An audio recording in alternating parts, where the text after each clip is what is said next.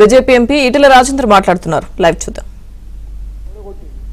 మళ్ళీ పొరపాట్లు కూడా వాళ్ళ కోట వేద్దని చెప్పి నిర్ణయించుకున్నారు.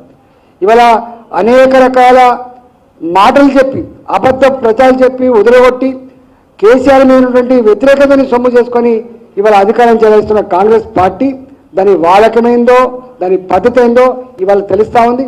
ఒక్క మాట చెప్పాలంటే అతి తక్కువ కాలంలో ప్రజల చేత చీకొట్టించుకోని నాయకుడు రేవంత్ రెడ్డి గారు ఇవాళ ప్రజల చేతిలో ఇవాళ అసహించుకోబడుతున్న పార్టీ కాంగ్రెస్ పార్టీగా ఉంది. కాబట్టి రేపటి కాలంలో తప్పకుండా ఢిల్లీలో ఏ ఫలితాలు వచ్చినాయో, మహారాష్ట్రలో ఏ ఫలితాలు వచ్చినాయో తెలంగాణలో కూడా అదే ఫలితాలు రాబోతాయని చెప్పి ఈ సందర్భం తెలియజేస్తా ఉన్నాం.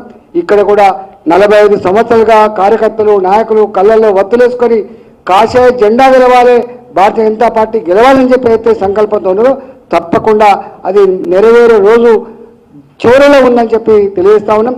మొన్నటి ఎన్నికలు పార్లమెంట్ ఎన్నికలలో అధికార పార్టీకి 40% ఓట్లు వస్తే భారతీయ జనతా పార్టీకి 35% ఓట్లు ఇచ్చి ఒక ప్రతిపక్ష పాత్ర అయితే మాకు ఇచ్చిందో దాని ఫలితమే ఇవాళ మూసీ నది మీద జరిగినటువంటి దుర్మార్గం మీద కొట్లాడినాం, దాని ఫలితమే లగిచర్ల మీద కొట్లాడినాం, దాని ఫలితమే ఇవాళ అసైన్మెంట్ భూములు గుంజుకున్నప్పుడు కొట్లాడినాం, దాని ఫలితమే ఇవాళ ఈ హైదరాబాద్ అడ్డాగా చేసుకొని ఏ రియల్ ఎస్టేట్ మాఫియా అయితే ప్రజల మీద దౌర్జన్యం చేస్తుందో వాళ్ళ మీద కొట్లాడుతున్నాం.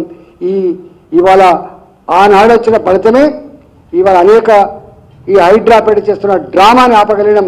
ఇవాళ ఒక్క మాట చెప్పాలంటే తెలంగాణ రాష్ట్రంలో ప్రభుత్వం చేస్తున్న దుర్మార్గాల మీద కొట్లాడగలిగేటువంటి బాధ్యత ఇచ్చిందో దాన్ని సమున్నతంగా నిలుపుతున్న పార్టీ భారతీయ జనతా పార్టీగా ఇప్పటికి ప్రజలు గుర్తించారు. అందరినీ చూసినాం. రేపు మోడీ గారి అండా కేంద్ర ప్రభుత్వ సహకారం కావాలి. ఇప్పటికే మనం చూస్తా ఉన్నాం గ్రామ పంచాయతీలో ఏ డెవలప్మెంట్ అయినా కూడా ఇలా కేంద్ర ప్రభుత్వం లేకుండా డెవలప్మెంట్ లేదు. అమృత నగరాలపేట స్మార్ట్ సిటీలపేట డబ్బులు వేస్తే తప్ప నగరాలలో రోడ్లు వేసే పరిస్థితి లేదు, డైలీ కట్టే పరిస్థితి లేదు. కాబట్టి ఇవాళ ఏ రంగాన్ని చూసినా కూడా కేంద్ర ప్రభుత్వ నిధులు తప్ప ఇక్కడ వచ్చే నిధులు లేవు. కాబట్టి డెఫినెట్గా రాబోయే కాలంలో తెలంగాణ గడ్డ మీద కూడా కాషాయ జెండా భారతీయ జనతా పార్టీ గెలిపించడానికి మా కార్యకర్తలు మా నాయకులు ఇలా దీన్ని స్ఫూర్తిగా తీసుకొని ముందుకు పోతామని చెప్పి సందర్భం తెలియజేస్తా ఉన్నాం.